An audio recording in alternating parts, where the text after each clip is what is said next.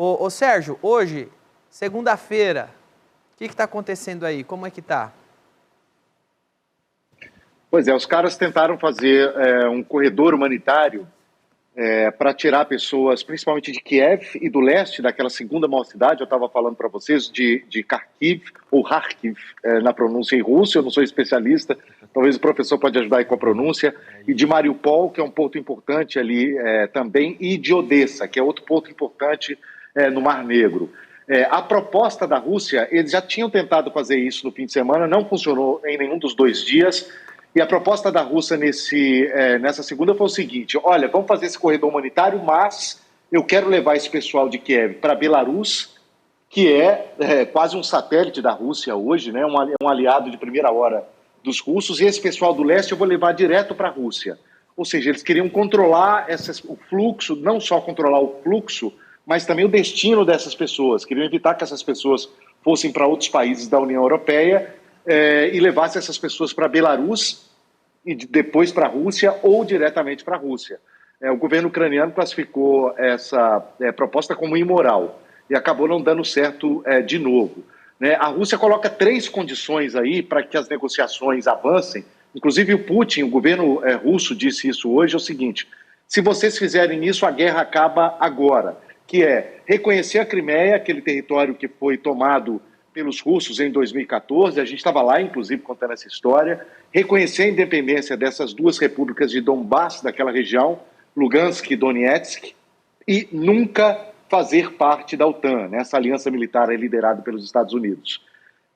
Vai ser muito difícil, né? Porque a Ucrânia já sinalizou que reconhecer a Crimeia como russa nunca, reconhecer parte do seu território como uma república independente nunca. O que os analistas dizem aí que talvez haja um espaço para negociar a possibilidade da Ucrânia ficar neutra por um tempo e não, ou pelo menos por um tempo, e não fazer parte da OTAN.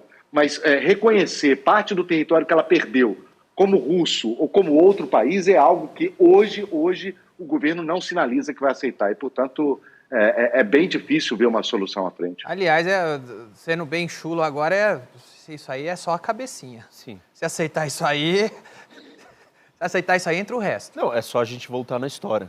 Nos anos 90, quando a União Soviética ruiu, parte do seu arsenal nuclear estava colocado em outros países. Então tinha bombas atômicas da União Soviética na Bielorrússia, na Ucrânia e no Cazaquistão. Até em Cuba. Cuba eles começaram a colocar, deu a crise dos mísseis e tal, mas as bombas estavam nesses países. Aí o mundo inteiro se juntou e falou assim: olha, vocês 3, devolvam as bombas para a Rússia. E aí a Ucrânia foi a única que ela resistiu e falou: não, porque eu não confio na Rússia. E queria ficar com as bombas.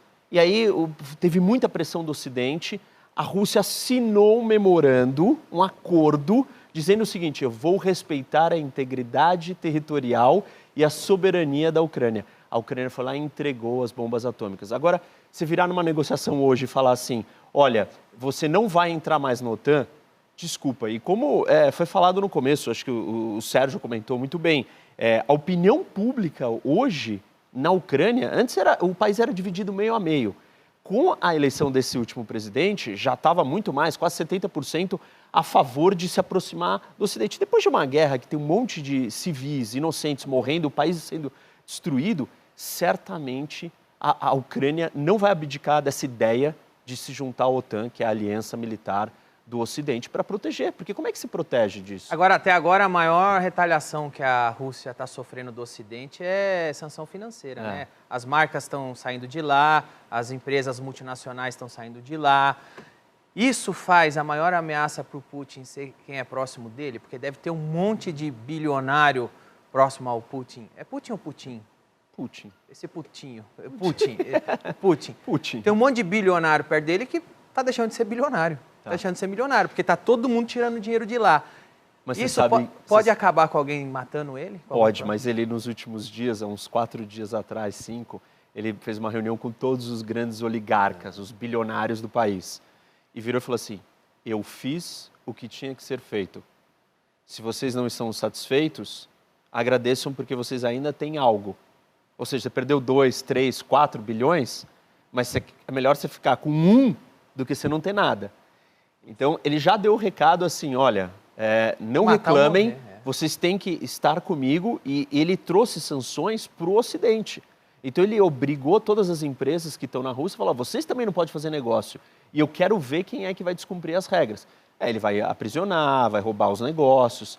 Então, assim, hoje eles não estão unidos e com coragem e com um plano para derrubar o Putin.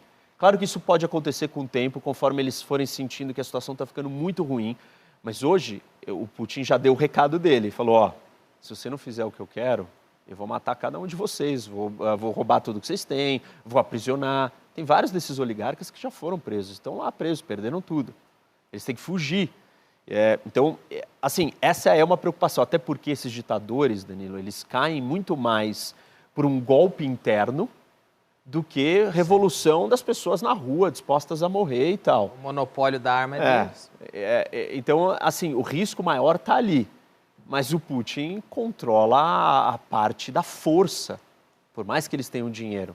A gente está mais perto de um cessar-fogo, está mais perto de uma nova Guerra Fria, ou está mais perto da Terceira Guerra Mundial? Cedo demais para falar? Olha, é difícil dizer, mas eu não acho que nós estamos nem em Guerra Fria, nós estamos em Guerra Quente. Porque está acontecendo uma guerra hoje, e não é uma guerra pequena, é uma guerra gigante. Acho que hoje nós estamos mais perto e devemos ter mais receio do Putin querer atacar algum outro país, pode ser a Moldávia. E da China pegar um embalo. Ou da China fazer alguma coisa do lado dela porque se sentiu que é o momento, apesar que nos últimos momentos ou nos últimos dias a China tem recuado um pouco do que como ela se comportou inicialmente. Agora, o cessar-fogo, eu acho que nós estamos muito longe. Tudo que a Ucrânia quer é diferente do que a Rússia quer. É muito contraditório. Normalmente, cessar-fogo nesses momentos que ainda não tem espaço para acordo é só para os dois lados descansarem, reagruparem, rearmar, pegar mais mantimento, mais munição e voltar para o combate. Daqui para frente, a guerra para a Rússia vai ser muito mais difícil, porque ocupar cidades grandes, você tem que ser muito mais violento. Vai ser muito mais sangrento para os ucranianos. Mas para a Rússia vencer daqui para frente, não vai ser fácil. No longo prazo, eu diria que a Rússia vai perder. A Ucrânia tem esse cacife todo para ficar segurando a Rússia? Ela precisa de ajuda do Ocidente. Porque parece que a OTAN não está... O Ocidente já está levando armas, precisa continuar levando. Uma das grandes discussões aí importantes é aviões. Porque o domínio do espaço aéreo determina muito numa guerra. O presidente pediu para fechar o espaço aéreo. Isso, ele pediu uma zona de exclusão aérea, que ele queria que o Ocidente viesse e falasse, olha, aviões russos não podem entrar dentro da Ucrânia. E aí o Ocidente recuou. Por quê? Para você fazer isso valer, você tem que decolar um avião americano, vários, e aí quando o avião russo entrar no espaço aéreo, você tem que falar, olha, sai do espaço aéreo ou eu vou te derrubar.